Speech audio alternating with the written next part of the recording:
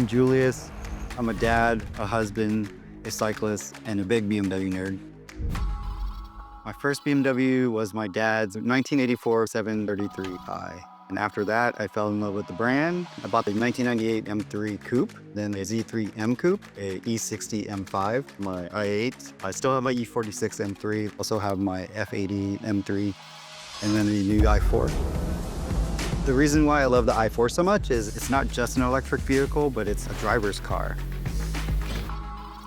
It's easy for me to have a lot of cars when a car like the i4 doesn't require a lot of time and upkeep. So the i4 is not only practical, but also sporty and fun when I want it to be. You can punch through turns and sweepers quite easily. The suspension is really taut. Power and acceleration is very responsive. And if I ever need a charge on a long trip, I use the BMW navigation to find charging stations along the way. But I usually charge at home through my BMW wall box. That's why I love the i4. It's very high performance and also practical. My kids grew up in my cars.